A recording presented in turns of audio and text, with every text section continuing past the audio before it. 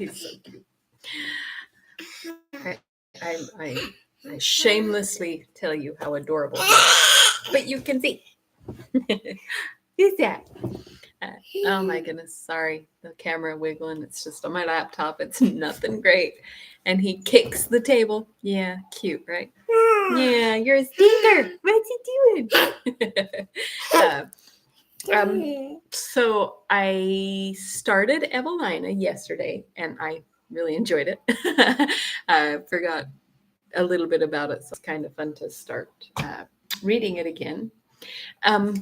But before we get started, what did you have for dinner? We had, it's kind of funny, we had some, a while ago, we were at a fair or something, and we bought some bread mixes and soup mixes from this company. It was supposed to be all homemade and healthy and so yummy. And it was quite a while ago, and we used most of them, but we had a few that kind of got pushed to the back of the cupboard in the pantry. So I pulled them out and thought, oh my goodness, these things they're used. They're kind of old. So I pulled out a cornbread and a cheddar broccoli soup. They were not yummy. And I even added to the soup, like I added, oh, thanks. Oh, thanks for the love. I love you. I added broccoli and chicken and seasonings and some paprika and cheese and crackers and bacon on top, just trying to make it good.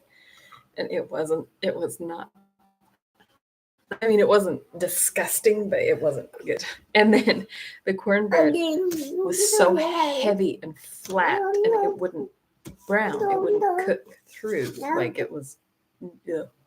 It wasn't yummy.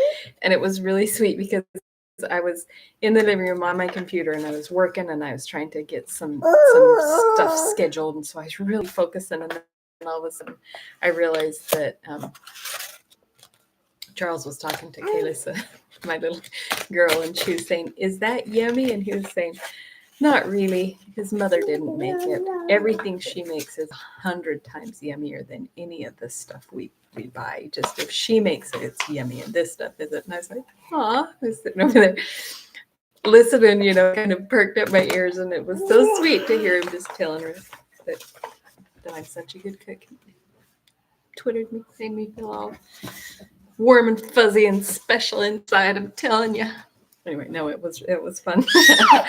But yeah, it wasn't very good. So then, but I did, oh my goodness, little pumpkin. I did make cheesecake yesterday, and that was good. So I had a slice of cheesecake after to kind of put something yummy in my mouth, so I didn't have that. It's not a good flavor of the aftertaste of the soup and stuff. So I had a piece of cheesecake, and that was good. So, anyway, it wasn't great. I hope your dinner was better. Put in the chat, what did you have for dinner? Just for fun. I love to hear what people are eating, what their ideas are. And a lot of people, are making yummy stuff from home, and it's always fun. I had one of my friends on Snapchat posted a snap of that she made sourdough bread. Like, she's so ambitious. And then she had eggs Benedict on jalapeno cheddar sour bread. And I was like, oh my goodness, yummy. I love to see what people are making because I love to cook. So before I get started, I'm going to show off a couple of things I made because I can. So Caden wants to show it. You going to show it off? Oh, turn it around. Oh, come on. So pretty. So this one see this really cute, like it's a frame, and then it has a seashell and the cute blue little confetti glitter behind it, so it kind of looks like it's on the waves or the water. It's really cute. And then one of my specialties, the things I'm kind of the most proud of, is like my signature thing, is my coffee bean stuff. I love coffee, and I do a lot of coffee bean jewelry, and it's hard to work. Fragile, but these are wire wrapped. I don't know how well you can see them, but they've been resin wrapped in wire, copper. So these are kind of a rose gold copper kind of color, the earrings and the wire and everything. So those are super cute. And then I did a few of these, and they're kind of bit bigger than what I choose for myself, but I think they're really cute. And I've had a few like teachers like these, because you know how apples are kind of a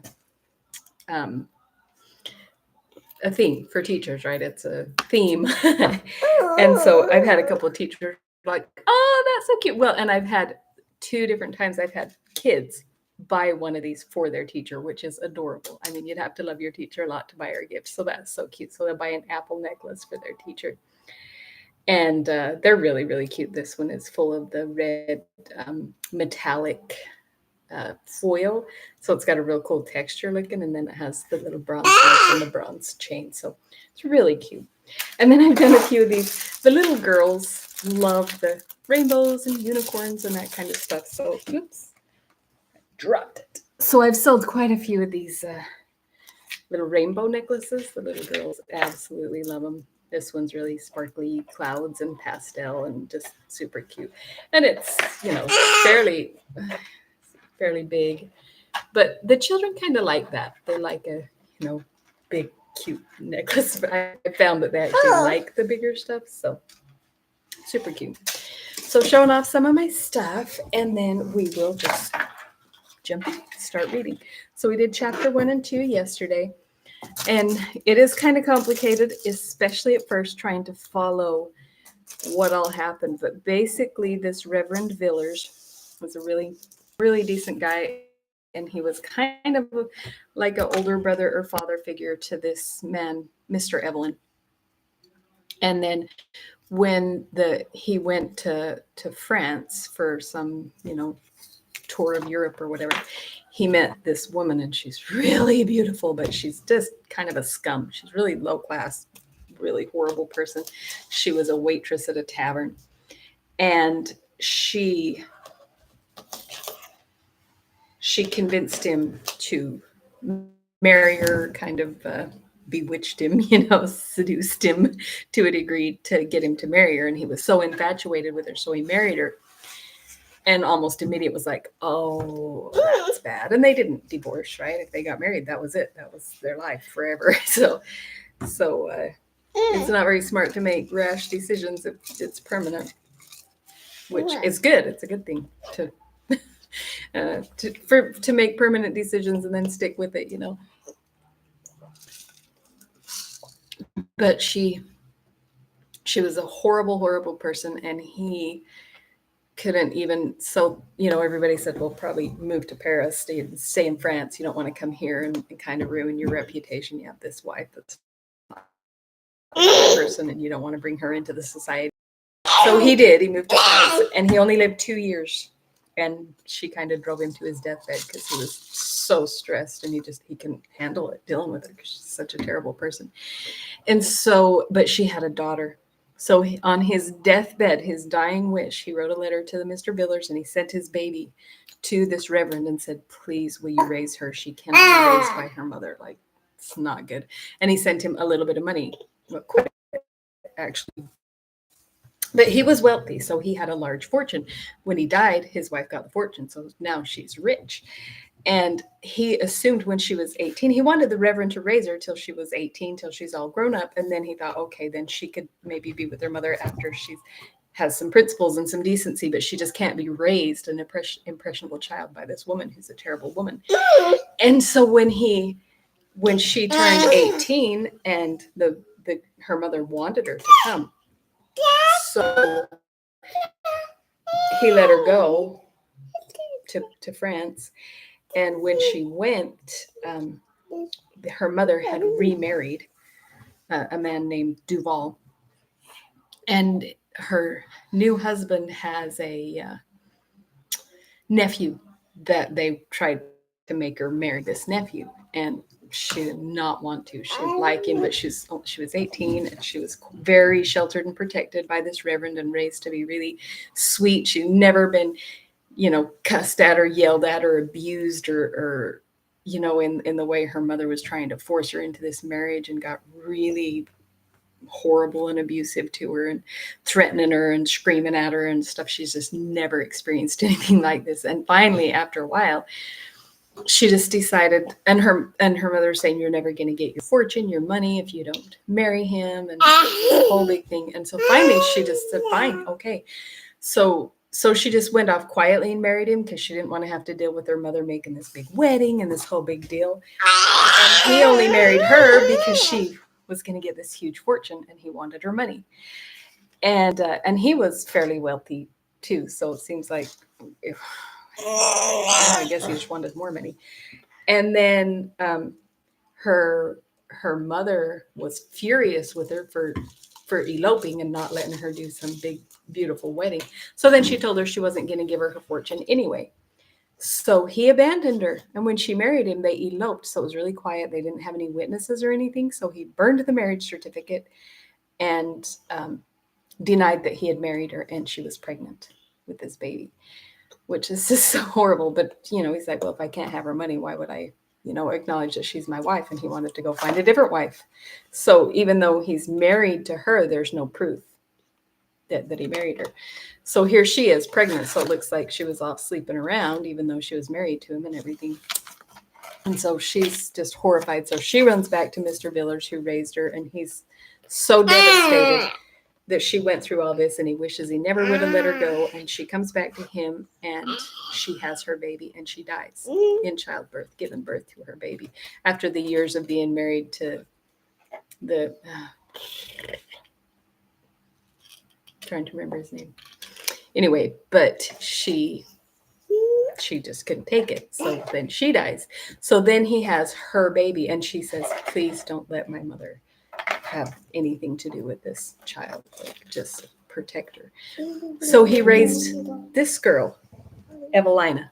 She's the one who's Evelina. I know my recap is really, really complicated, but I just want to make sure you can kind of follow the whole story. So he raised Evelina. So he raised the kind of older brother father to the guy, and then his daughter, and then his granddaughter. So it's like 3 generations that this man has been a father to. And he's an old man now. His wife died. He's all alone. All he has is this 16-year-old girl that he has raised and sheltered and protected. He adores her. He lives for her. Like, he's so sweet. And the grandmother is demanding that he send Evelina to see her, and she wants to take her out into the world and introduce her to society and find her a husband. And he's like, no, nope, because he wants to protect her from what happened to her father and her mother. I mean, her grandfather and her mother. So it's really, he's just so protective of her.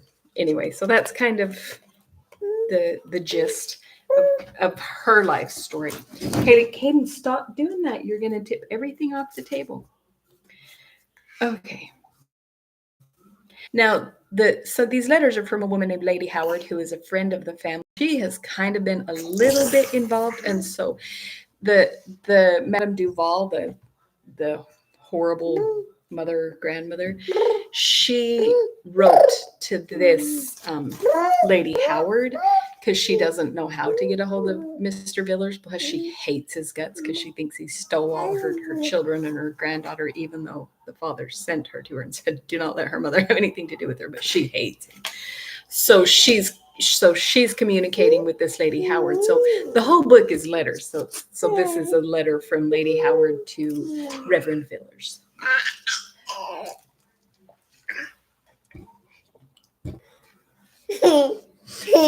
I love you.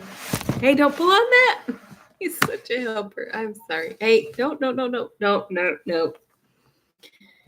That's it. Hey, oh my goodness. He's such a handful. Oh my, you should see my house. I cleaned it so good. I was up till 3 o'clock in the morning cleaning because it's so hard to clean when he's awake and he never sleeps. So I got everything clean and it felt so good. And today, in the bathroom, he emptied out my little organizers full of socks and tights all over the bathroom floor. In the kitchen, he took the container with all of Kayla's she has little forks and kitchen tools and play food and stuff, dumped the whole thing in the kitchen. And I made him some noodles, and I was putting a little bit out for him so that he could just eat them. And he got a hold of the whole bowl full of noodles and dumped them. And then in the living room, then he put Kayla had the blocks out she was playing with, and he just scattered them.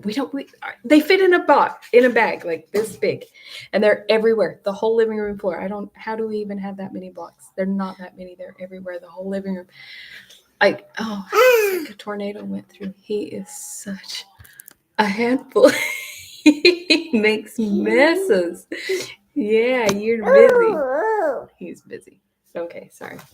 Here we are. I've been talking for 15 minutes. We haven't even got started. I'm sorry. Here we go. We're doing it. We're gonna get started. It's okay. It's okay. Calm down. We're gonna get started. Okay. Letter 3, written some months after the last. Howard Grove, March 8th. Lady Howard to the Reverend Mr. Villers. Dear and Reverend Sir, your last letter gave me infinite pleasure. After so long and tedious an illness, how grateful to yourself and to your friends must be your returning health. You have the hearty wishes of every individual of this place for its continuance and increase. Will you not think I take advantage of your acknowledged recovery if I once more venture to mention your people and Howard Grove together?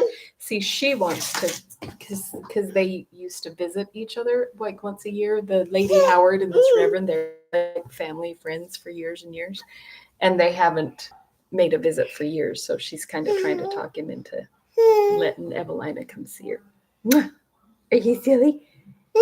Are you a silly baby? Oh, thanks for the hug. Oh, I love you so much. Oh, sweet baby. Hi. It's like, doesn't matter how many messes he makes, he puts his arms around me and gives me a kiss, and it's just all okay. Yeah, fine. I'll deal with it. I love those hugs. I love you. I love you. You're silly. And you're noisy. Will you not think I take advantage of your acknowledged recovery if I once more venture to mention your pupil and Howard Grove together? Yet you must remember the patience with which we submitted to your desire of not parting with her during the bad state of your health, though it was with much reluctance we forbore to solicit her company. My granddaughter in particular, he's so lovey today. Oh, thank you.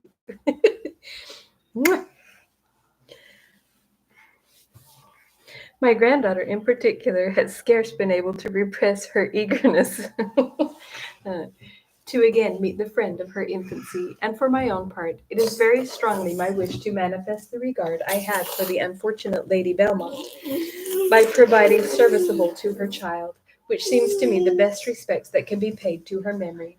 Permit me, therefore, to lay before you a plan which Mrs. Mervyn and I have formed in consequence of your restoration to health.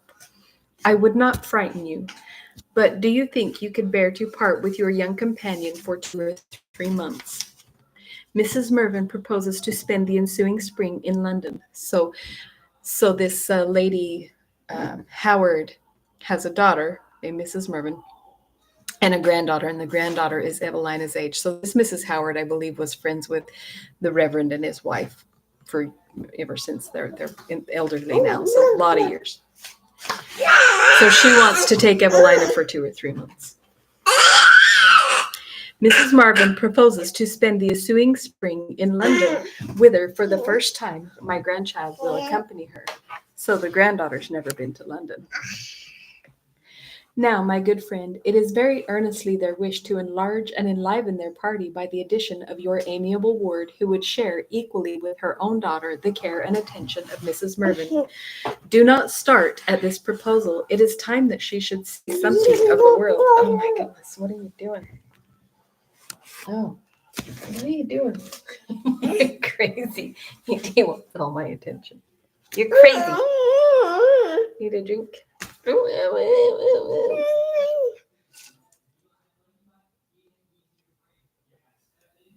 Say, I love you. Hi. I love you. Is your shirt coming off? He grabs the neck and stretches it, and then it's like hanging on. You're crazy.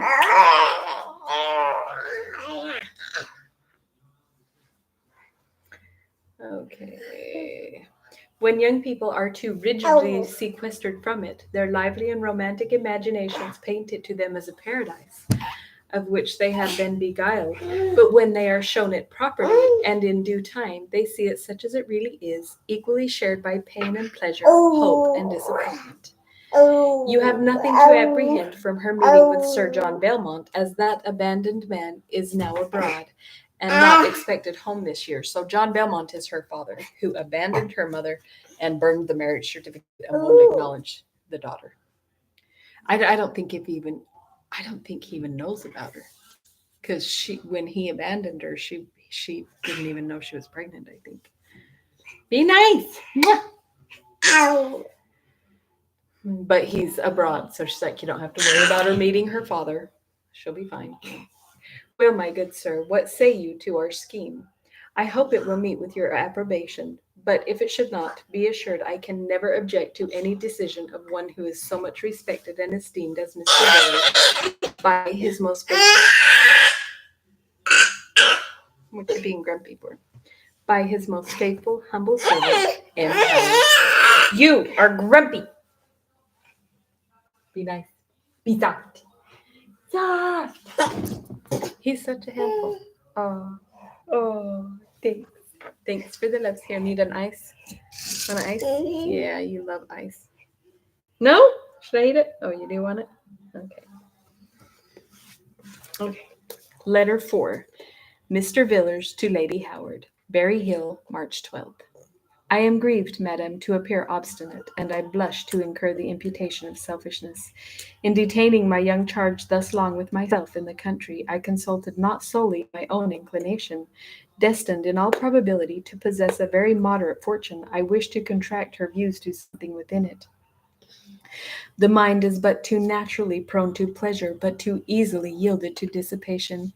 It has been my study to guard her against their delusions by preparing her to expect and to despise them. But the time draws on for experience and observation to take place of instruction, if I have in some measure rendered her capable of using one with discretion, and making the other with improvement. I shall rejoice myself with the assurance of having largely contributed to her welfare. She is now of an age that happiness is eager to attend. Let her then enjoy it. I commit her to the protection of your ladyship, and only hope she may be found worthy half the goodness I am satisfied she will meet with at your hospitable mansion. Thus far, madam, I cheerfully submit to your desire. In confiding my word to the care of Lady Howard, I can feel no uneasiness from her absence, but what will arise from the loss of her company, since I shall be as well convinced of her safety as if she were under my own roof. Wow, he must have a lot of faith in her. But can your ladyship be serious in proposing to introduce her to the gaieties of London life? Permit me to ask, for what end or what purpose? A youthful mind is seldom totally free. Oh, oh, thanks for the kisses. Wow. Need another ice? Oh, wow.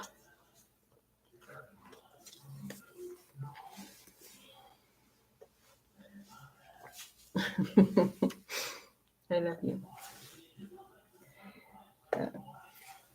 A youthful mind is seldom totally free from ambition. To curb that is the first step to contentment, since to diminish expectation is to increase enjoyment. I apprehend nothing more than too much raising her hopes and her views, which the natural veracity of her disposition would render but too easy to effect. The town acquaintance of Mrs. Mervyn are all in the circle of high life. This artless young creature, with too much beauty to escape notice, has too much sensibility to be indifferent to it, but she has too little wealth to be sought with propriety by men of the fashionable world. So basically, she's gorgeous, so people are going to notice, and she's smart enough to realize if people are paying attention to her, but she doesn't really have much of a fortune, so nobody who's real serious is going to pay her very much attention, because the wealthy marry the wealthy, especially back then, and all that kind of stuff. So he's just worried that the only kind of people are going to come after her are just scumbag who think she's beautiful and want to take advantage of her. So that's his concern, right? Consider, madam, the peculiar cruelty of her situation. Only child of a wealthy baronet, whose person she has never seen, she's never even seen her father, whose character she has reason to abhor, and whose name she is forbidden to claim, entitled as she is to lawfully inherit his fortune and estate, is there any probability that he will properly own her? And while he continues to persevere in disavowing his marriage with Miss Evelyn, she shall never, at the expense of her mother's honor, receive a part of her right as the donation of his bounty. And as to Mr. Evelyn's estate, I have no doubt but that Madame Duval and her relations will dispose of it among themselves. So that Mr. Evelyn, the grandpa of her girl, his Madame Duval took all of his fortune, and she's not going to give it where it should go. She's going to give it to her family and her, her side of the family. So she's not going to inherit any of that, even though it should technically be hers. And then her own father is wealthy, but he disowned her mother and disavowed her. And so she's getting to get no fortune from him, though technically through her inheritances, she should be extremely wealthy. But, each side of her father and her grandmother are horrible, selfish people. So she's not getting what she's, supposed to be receiving. Hi, thanks for the hug. Mwah. You're such a handful.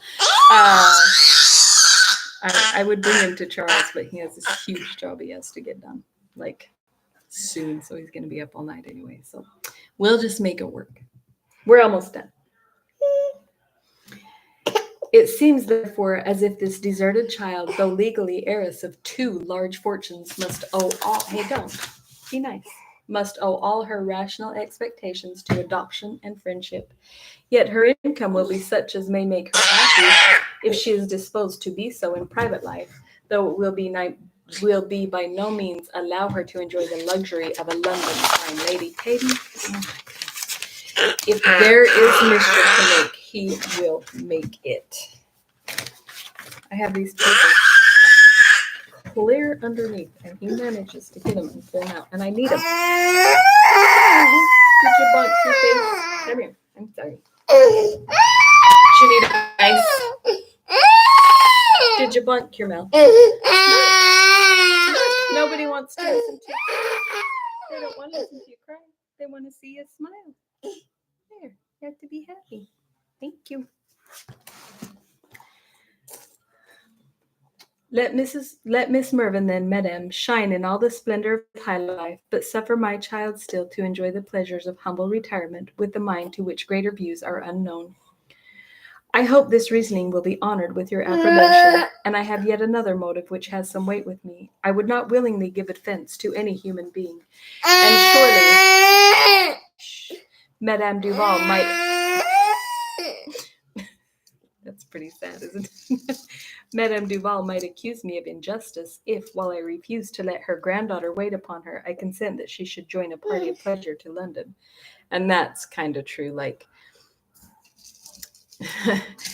so she can't go see her grandmother, but she can go party with her friends, So that's kind of inconsistent. In sending her to Howard Grove, not one of these scruples arise. So he wants to send her to Howard Grove and let her go see her family, but he does not want her to go to London.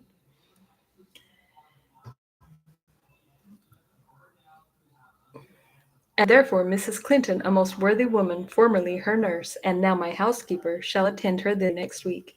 Though I have also always called her by the name of Anville, and reported in this neighborhood that her father, my intimate friend, left her to my guardianship, yet I have thought it necessary she should herself be acquainted with the melancholy circumstances attending her birth. For though I am very desirous of guarding her from curiosity and impertinence by concealing her name, family, and story, yet I would not leave it in the power of chance to shock her gentle nature with the tale of so much sorrow.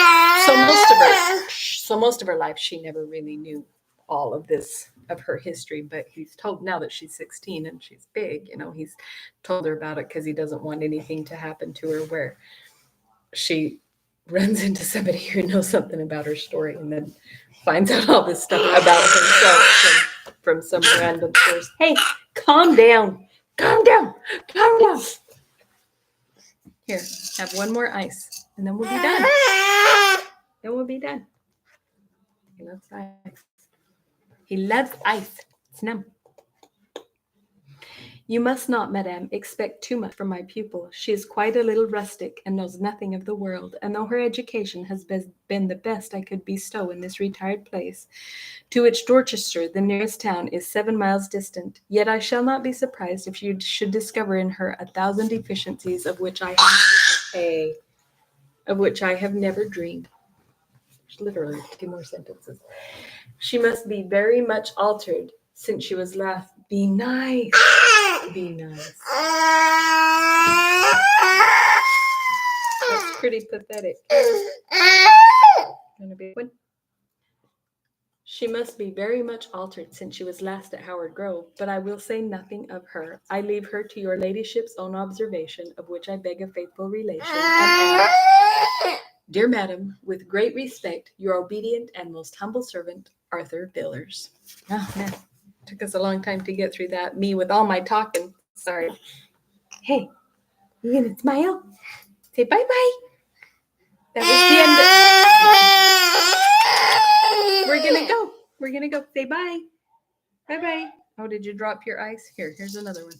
That'll just melt on whatever papers you threw on the floor and ruin them. That's fine. It's in them. Say bye-bye. Say bye. Bye-bye. Good night. See you tomorrow. Thanks for coming. Thanks for coming to the story corner for story time with the story lady. See you next time. Bye. Bye. Bye. I love you.